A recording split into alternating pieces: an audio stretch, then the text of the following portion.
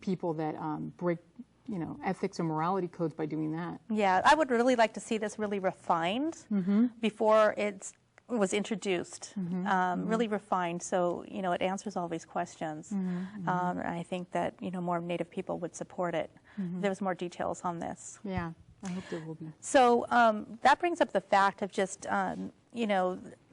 sacred items, sacred medicine, meat feathers, and the selling of sage, buffalo skulls. What are your feelings about that? I feel that the American Indian movement and the Lakota people had declared war on the New Age movement in the 80s because of the commercialization that the New Age movement was expanding on. Everything from wands, feathers, sage, sweetgrass was being sold, and for a while this was not allowed in powwows, and if it was happening, it was chastised, and good-hearted Native people would make sure that those items were taken down, and vendors were very good about working with one another to keep that from happening. That's not been happening now in the late 1990s and now 2000. We can go to a powwow here in the LA area, in the LA area, and we can see buffalo skulls for sale. We can see sweetgrass and sage for sale. I think this is wrong. I think I've been taught that these are sacred relatives. These are our elders. And I also know that our people, most of our people, died trying to protect that our spirituality, our ceremonies remained intact and preserved and protected. They gave their lives for that. And to see another Native person selling these items is a slap in the face to all of us, but it's also it's disgusting. That was going to be my next question. Are these non-Native people that are putting these powwows together? I don't know. I know that there's. I know that that there's some powwows that I've gone to in LA where it is the majority of the committee is a Native committee, but they've gotten really laxed because they want to get those vendors in there. They need those vendors to pay those vendor fees to keep that powwow going. So they're almost at a catch-22. When we were involved at a powwow in Moore Park, we had actually spoken to the committee there to try to get a vendor, non-Native vendor who said he was Native, but try to get him to put away the buffalo skulls and the sage that he had there for sale.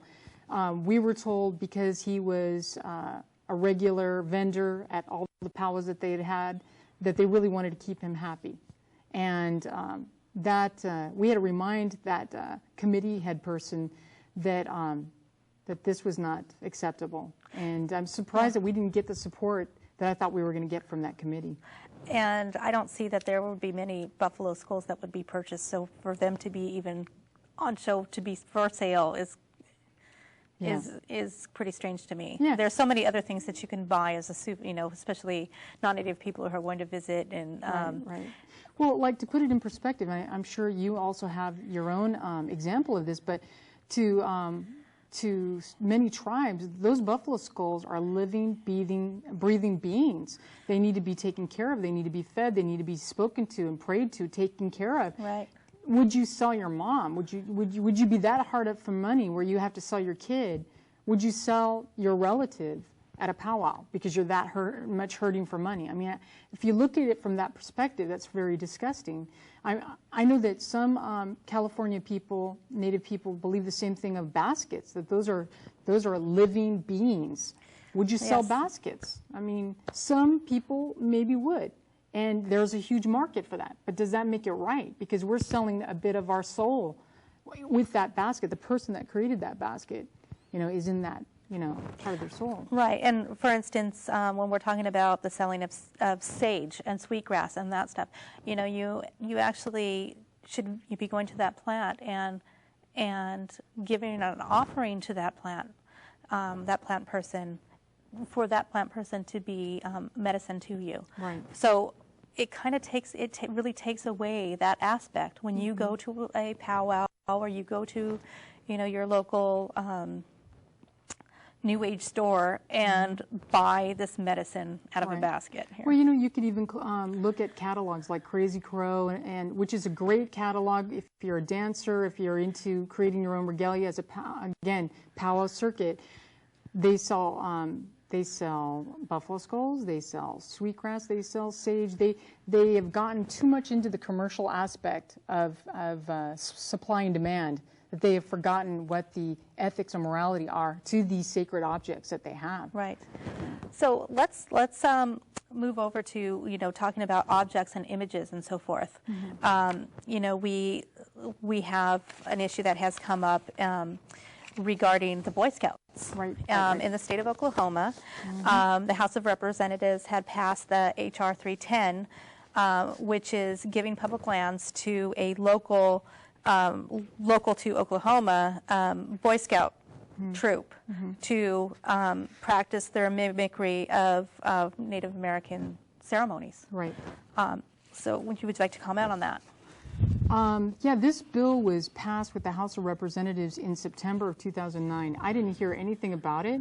I didn't know anything about it until I found it online the other day when I was researching another subject matter. And it passed the House of Representatives, and now where it is presently is being introduced to the Senate. So we still have time to vote this out. We have to contact our senators and let them know this is not okay.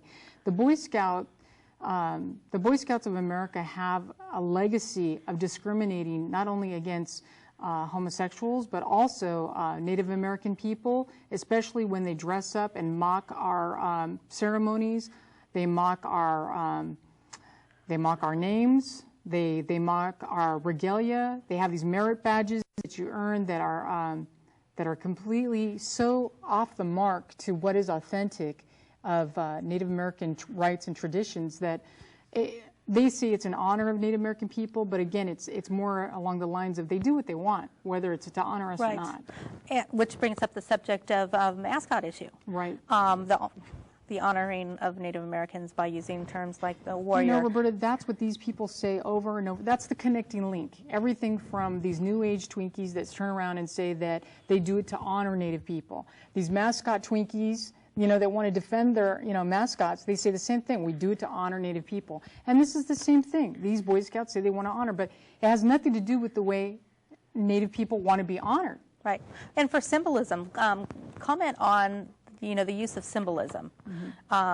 Perfect example, Carpinteria High School, the use of the mascot, the warrior mascot, symbolism on trash cans and so forth.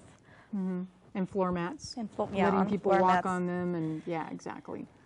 The other thing too is I know I've mentioned quite a bit powwows because that's something where a lot of Native people congregate and we go to meet and socialize. Right. But in Santa Barbara, we have come, as you know, in our chapter, have come across resorts, spas that have sweat lodges in their back lawn areas, and they charge people to participate in. We also know of an organization, a nonprofit here in Santa Barbara, that charges people anywhere from $50 to $300 to sweat with a spiritual leader that they've invited to our area. And we know many Native people in this area, and again, it's one of those surprising things. Have we been too laxed? Have we, as a community, turned a blind eye and face to these moral and ethical wrongs? I call them moral and ethical wrongs. Definitely, yeah, definitely. So, one of the things that we do need to do is contact our senators regarding this, the H.R. 310 that's happening in Oklahoma. You've done that. Can you talk about the contact that you've had with our local senator in regards to this item? Because the thing is that if this gets passed, I mean, this has happened in Oklahoma, but that would set precedence for it to happen here. Absolutely. In California, Native people, especially non-federally recognized tribes, have really fought to have a land base here. And here it is that this, the Boy Scouts were being handed this piece of land. Yeah, they're being handed this piece of land under the name of Indian Nations Council in Oklahoma. That's their charter name that they're using. And they're using the Hale Scouts Act. Right, exactly. And another thing that's, again, very